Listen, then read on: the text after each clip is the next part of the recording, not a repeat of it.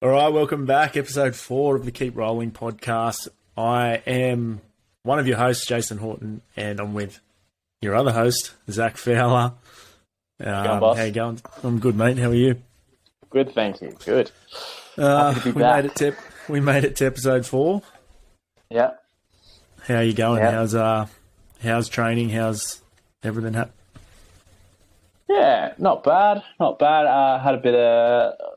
Only went like twice last week. Nursing a few little niggles. Just trying to get there when I can. Yeah, nice. Yeah, going all right. I got absolutely smashed this morning. It wasn't nice. Oh, really? In what sense? Leaf just destroyed me. Laid all over me. I was trying to work my pressure passing. It's not my game. I need to build it though. It's not good. Yeah, absolutely wrecked. Wasn't a strong moment. Let me just say that. It's funny. I was having that conversation last week because I'm getting a heap more sessions in now than what I was, and it's funny. I kind of it's the battle against the ego. It's your own ego. Like if I was going once every week or once every fortnight, I was hard. Like I've got to maintain the fact that I can win. You know what I mean? So my ego was driving me to just go just do what you do and kind of just keep doing that. But the more I go, I think I might have been talking to you, the more consistent that I am, the more I'm like, you know what? I've got to learn more aspects to this puzzle. Like I'd just play bottom every kind of role, just start learning those aspects instead of just trying to be a heavy top game and that's it. Even though everyone gives me, I've got kind of 20 plus on most people. So yeah, it's interesting. Yeah, 100%. You go from trying to win every role to actually trying to learn something or build out of it. When you show up a bit more often, the ego definitely settles down. Yeah. But then you start getting better at that stuff and then the ego comes back. Well, it's all progression. Yeah. All right. How's the shoulder going, actually? Yeah, the shoulder's all right, actually. It's just sore particularly after no-gi, it gets sore. But again, they feel good. Like range of motion's feeling better. We still haven't kind of done all the testing and that we need to get to, but they just get super sore after no-gi. Yeah. And especially the main thing is just getting into end range, internal rotation, so omoplatas and those. It still doesn't like external rotation and getting kind of put there. So I'm just, if it gets out there, I'm tapping early or trying to work around it. But heaps better, not as sore, and it'll get there. I've had probably 4 or 5 days off now since the last night I trained was Thursday night, and they feel good with a bit of recovery. So it's probably not a bad thing. I missed training last night, so we'll see how they are this week. Do you reckon it's the... Sorry, go. You go. With the no-gi, do you reckon it's the coming underhooks? Do you reckon it's the squeezing, or there's a lot more squeezing, or do you reckon it's the framing? So having a post on it and getting some weight through it. Yeah, probably both. I just don't like framing at the moment because of my shoulders, but definitely if I'm playing in the gi, I'm a lot more grip heavy with how I play. In terms of I'm using my grips a lot more with the gi, whereas with no gi, I'm having to kind of try to clinch and kind of, I guess, collar tie, whatever. I'm using a lot more kind of shoulder as opposed to just grip. You know what I mean? Yeah. So that's I don't know, it's all good.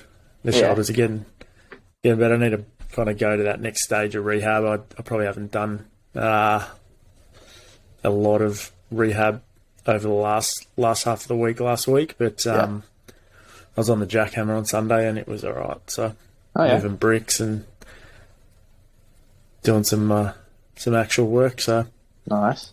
I've been started yesterday, so we'll see how long it lasts. But I've decided yesterday, for every hour I work, I'm going to do 10 push-ups. Oh, nice. Because I think I told you a little bit ago, my push-ups are shot. They're just terrible. Yeah.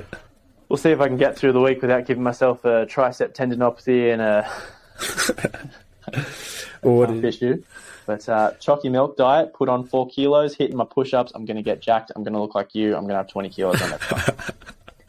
The chalky milk. I saw something in our thread with Eddie.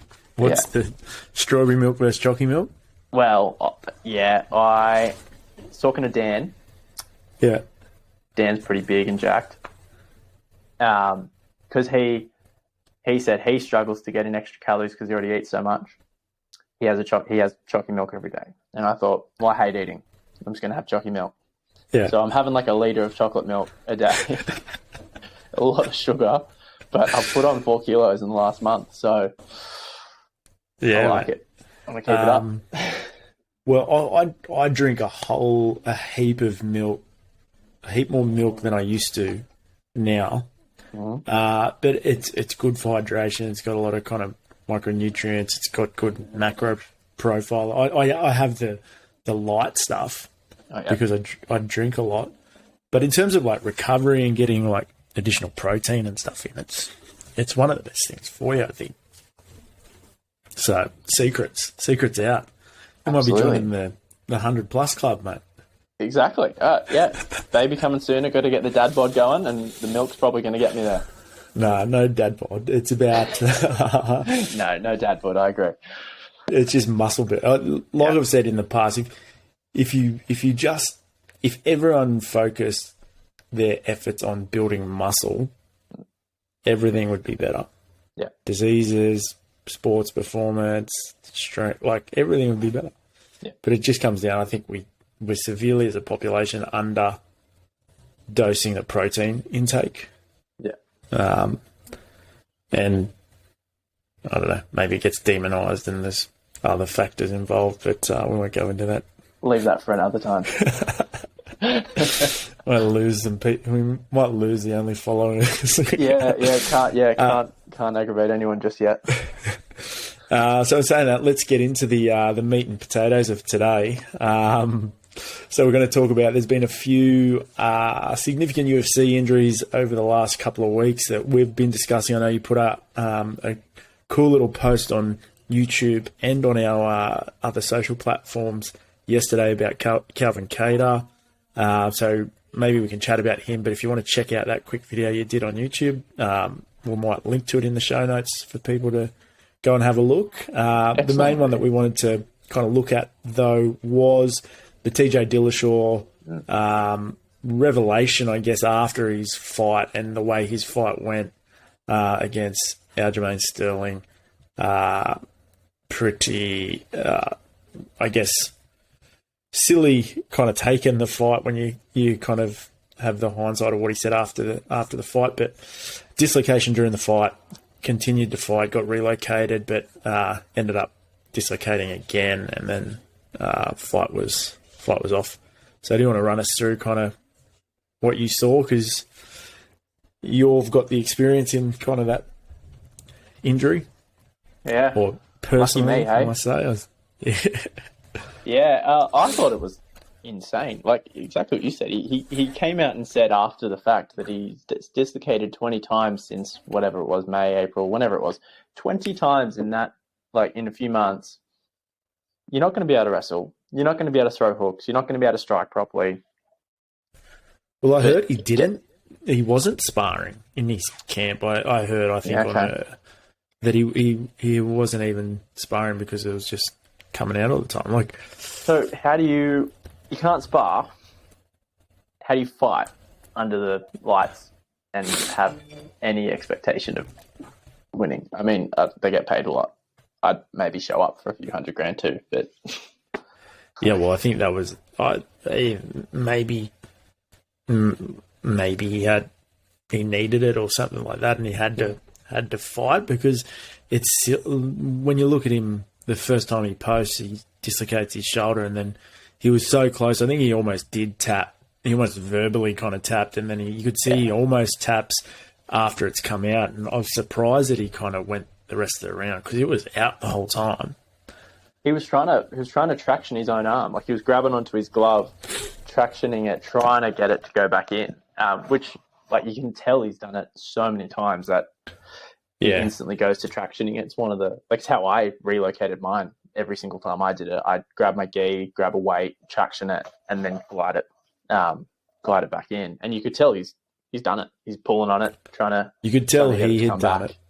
Yeah. And then you could tell his trainer, like his corner, whoever relocated, did it pretty smoothly, which is kind of two things. It's kind of like, well, if it's going in and coming out that easy, you got problems with the glenoid, with the fossa, or the humeral head. So you've lost a lot of your passive restraint from a bony standpoint, likely, also from a ligamentous and soft tissue kind of standpoint.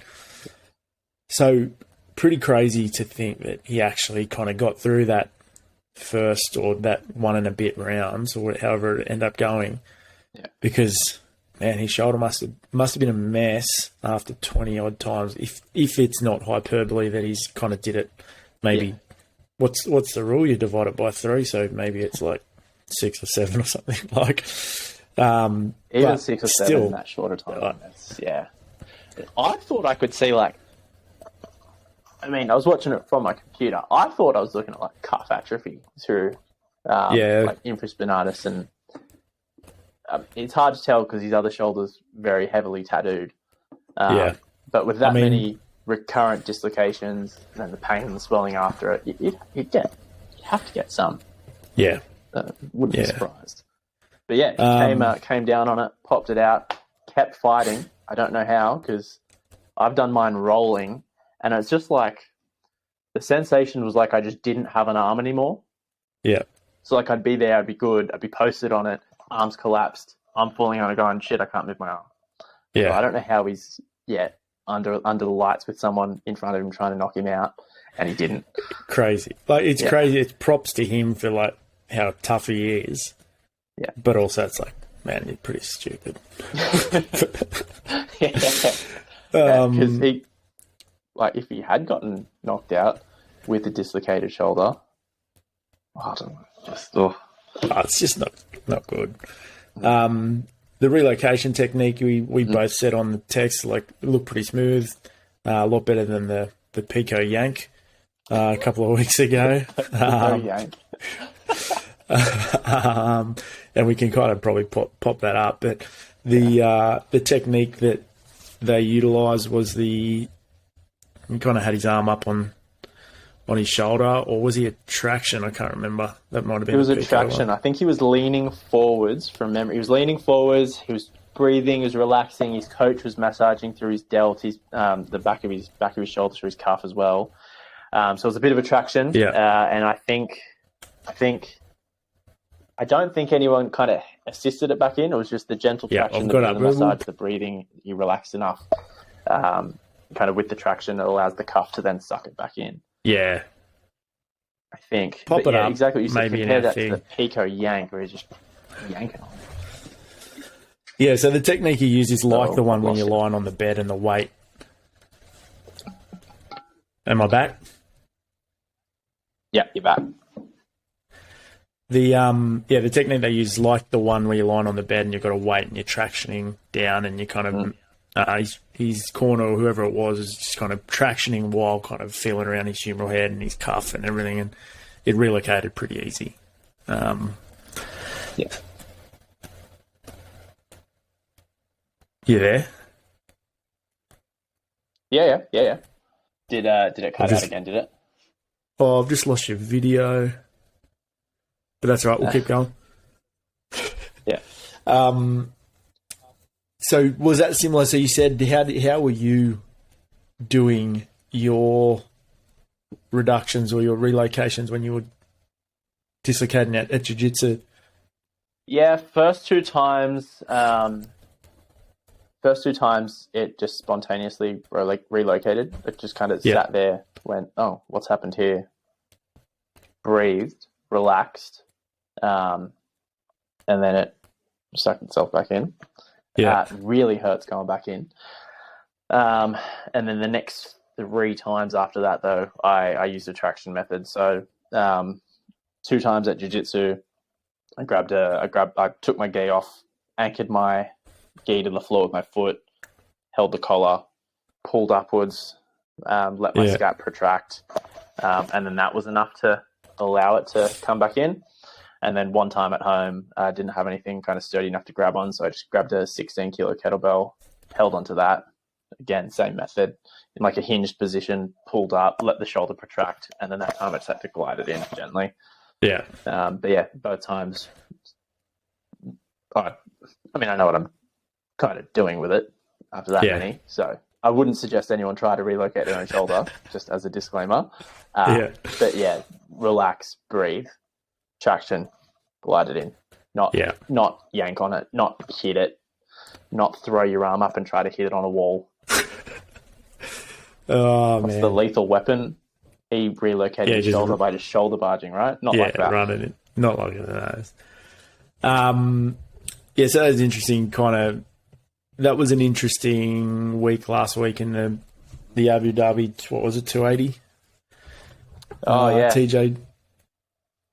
Yeah, I think it was 280. 280. And then comparing it to what was it, Bellator? Or was it one? The Pico one that we were talking about? I think it's Bellator. I think Aaron Pico's in Bellator.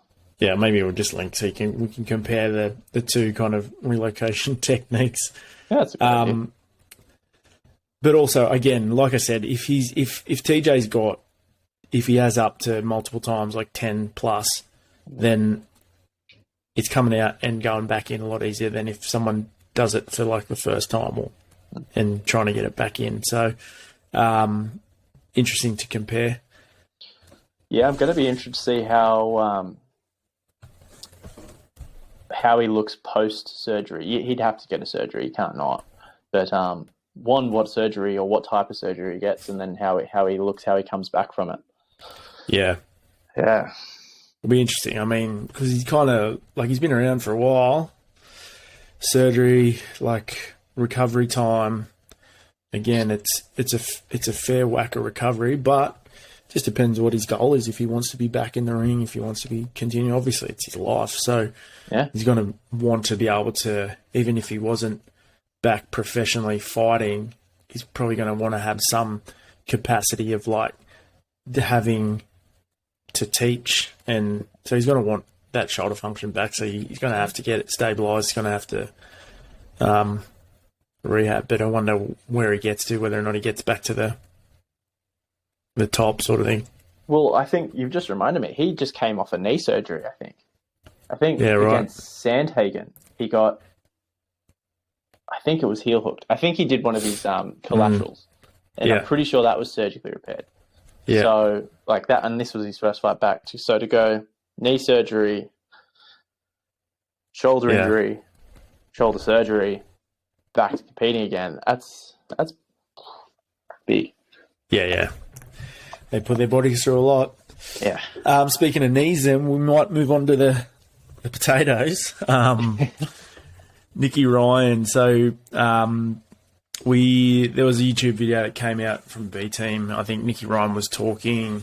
Was he talking retrospectively, or was it filmed like before ADCC? So they had filmed, I think they put out 2. I definitely saw one where they had the film of him injuring his knee, and you can see, just like the Cater, you can see the knee buckle. And then he's talking, Nicky Ryan from that video thought it was his meniscus. He was awaiting an MRI and waiting to get in to see a physio or doc, whatever it was. And then the other one came out later where he said he went to Florida, had an MRI, saw a surgeon. They said, it's your ACL.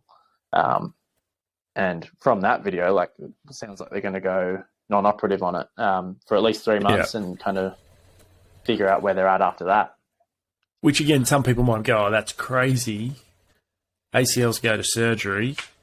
But it's not always the case, right? So I think we've had this conversation that a non-surgical approach is warranted in specific subsets of the ACL kind of rupture population that can tolerate it. And usually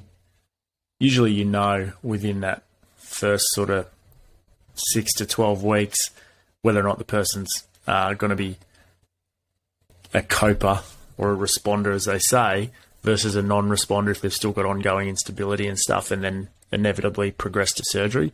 But I guess the big kind of thing for people to understand is that while it may kind of extend your rehab period if you end up going to surgery like down the track, you don't have to go. Like the outcome isn't really going to change it whether you delay surgery, and you're always, like with your ACLs and specifically bigger knee traumas, you want to settle the knee down anyway. Yeah.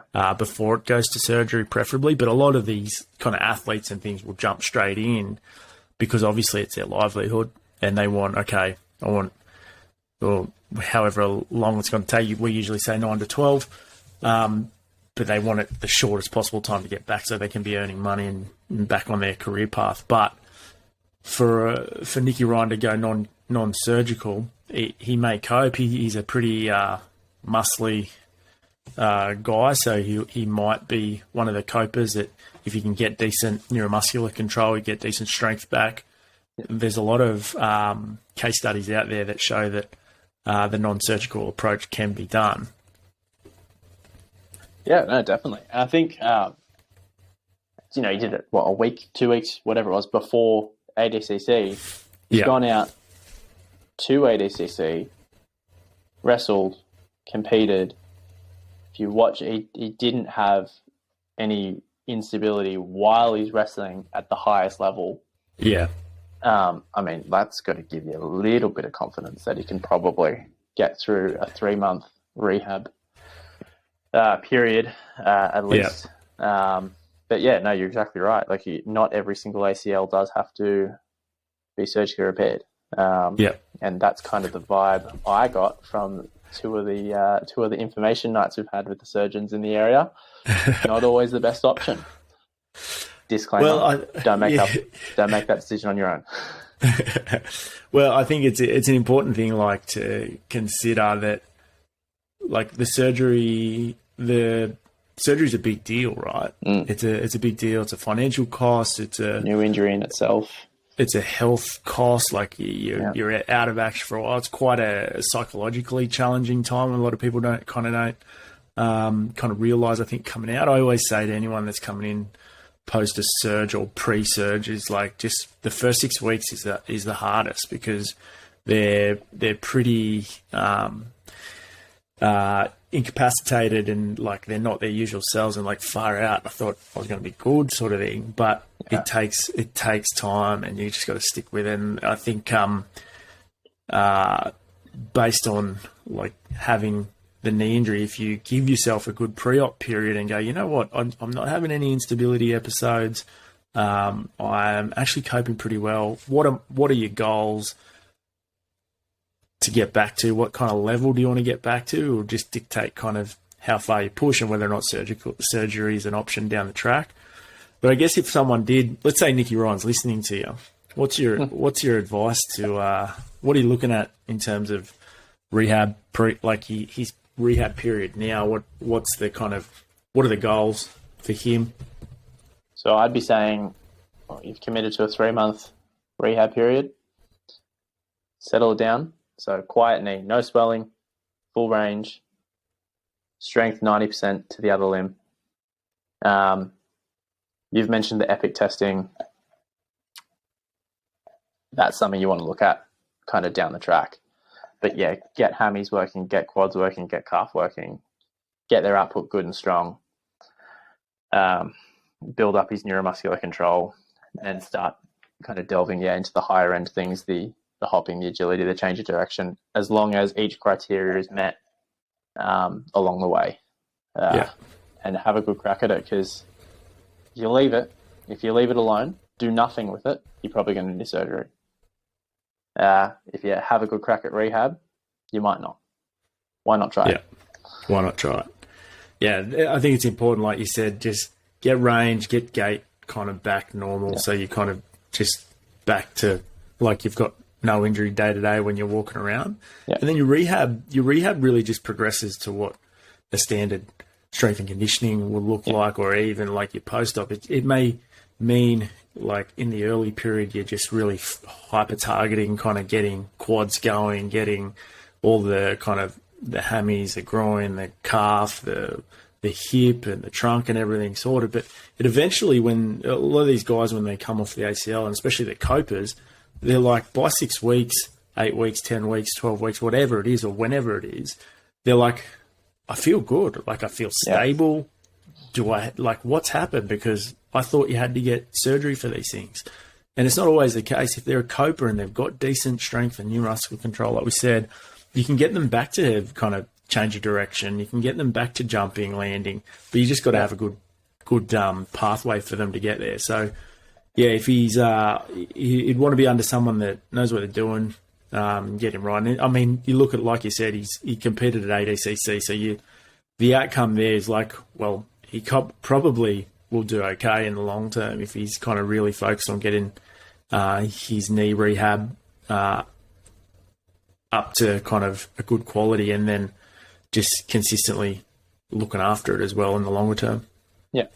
Well, I was talking to one of your old clients who is a black belt. He was telling me he did his ACL when he was about 18, and he went non-operative and has managed it perfectly fine since then. Exactly what you just said, strength training, getting it strong. It's been quiet. It hasn't been swelling. Hasn't had instability events on it. When I test him out, sure, his ACL is a little bit lax, but there's rotational stability, and that's the part, from what I gathered from those information notes, it's the rotational instability that causes the ongoing instability events. And the other thing that I've been seeing more and more is some ACLs are seeming to heal on MRI at 3 months. Yeah. So exactly what we've just said. Have a crack at a rehab period, turns into a prehab period. If it doesn't work, you're going to get a good outcome with a quiet knee with good strength after a surgery anyway. There's really no loss. And the prehab period's an important thing because it actually predicts better outcomes post-surge. So your better quality of life, better kind of return to sport, everything, if you've got a decent, even just as short as 5-week prehab period. So interesting. It'll be, I guess it'll be interesting to follow Nicky Ryan's kind of progress over the next couple of months. And also, like we talked about, TJ Dillashaw. So we're going to introduce, Zach, some questions from the listeners. Now, have you got a question that someone sent through? Well, I think we had one about finger taping. Yep. Actually, I had someone come in the other day about finger taping. We should put out a video on finger taping. Yeah, well, we said we would, so we need to do it. So finger taping, the question is like looking after your fingers. Obviously, jiu-jitsu is very, especially in the gi, if you kind of grips and things, and judo especially, your fingers get pretty banged up. So looking after your fingers obviously is pretty vital when they are injured. So there's a few things that I think maybe we'll put up as well with the fingers is like, if you notice a deformity of any of your fingers, then likely you've had an avulsion or a rupture somewhere along the actual tendons or ligaments, and there's some pretty distinct like deformities that occur. So maybe we'll pop up a post that'd be pretty good about the different finger deformities. My advice for your fingers is if you do have a deformity that you've noticed, like a swan neck or a boutonniere or any of these sort of things that we'll put up, mallet finger, get them checked ASAP, because the management of fingers is a little bit complex. Like you want to kind of get onto those avulsions and ruptures ASAP so that they heal appropriately, and whether they need to go to a surgical opinion, you want to get them early so that they can be immobilized and placed in the right position to heal accordingly. From a prophylactic sense, I think a couple of things are important from my end. I think the main thing I think is keeping grip strength as like a big key. I've started using this putty. Well, I haven't used putty for a long time in the clinic, but I needed to get some for some clients that we do, and I kind of just grabbed some as well. And just gripping and kind of strengthening up the actual fingers and hands and everything is, I think, a big component to maintaining the health of the fingers.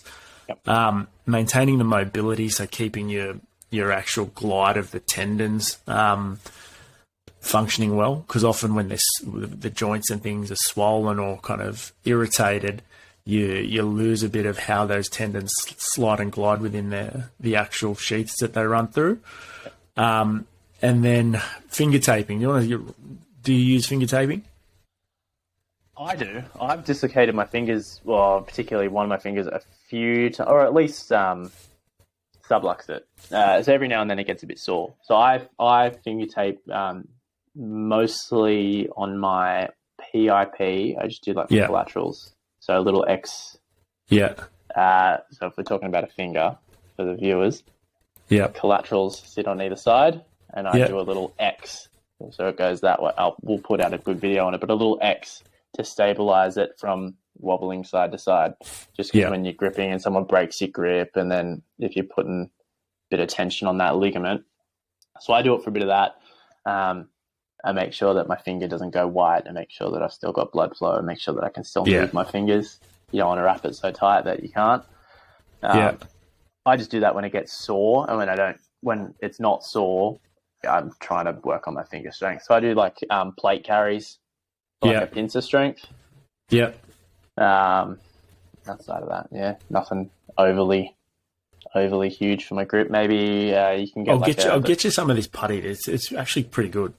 Yeah, okay. I saw something holding a kettle like a bottoms up, right? But holding the bottom of the kettlebell and then carrying that. And I thought, I should definitely try that, because obviously the wider bell. That gets with the plate carries working your longer. I can't remember what the muscles are called through all that, but the pincer type of strength, and then the other one's more your grips. Definitely implement it. Do you do anything like other than your putty work?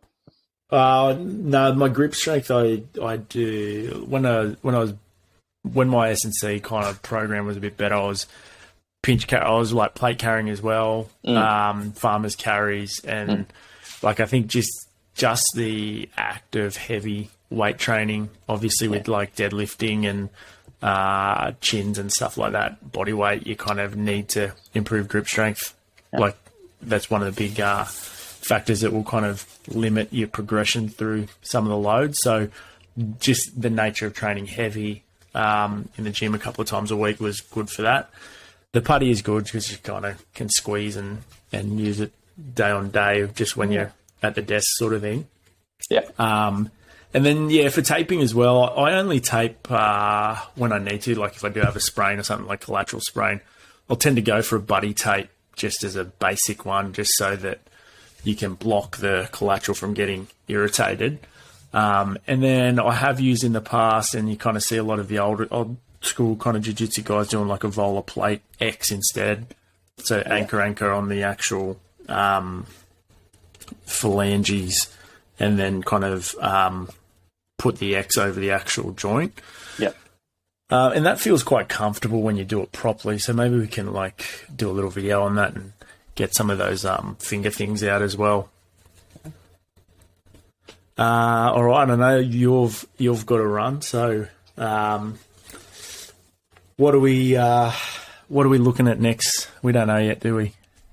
What are we looking at next? I had an idea and then I didn't write it down. Let's get some ideas from the Keep Rolling community. If you want to subscribe to our YouTube channel, we're going to put more videos out on YouTube. Particularly, we'll still be doing our shorts and reels and all of those things. But if you want more of our videos, will be out on YouTube. So make sure you subscribe.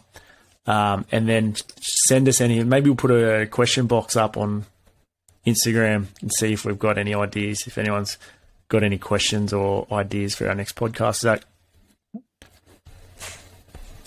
Sounds great. Sounds good. Yeah. I haven't been able to see you for 15 minutes. So. Oh, really? So it's still recording you apparently, but we'll find out to see how it comes out. Oh, okay. Yeah, there you go. All right. Well, when we were talking about fingers, I'm like pointing at the camera. I couldn't see it. Yeah, right. All right. That was good. We'll look to get out episode 5 next week once we get some questions and things, and then we'll go from there. Hey, get some questions, get a topic. We'll film a finger taping video. Yeah, promptly. And then in the meantime, keep rolling. Keep rolling. All right.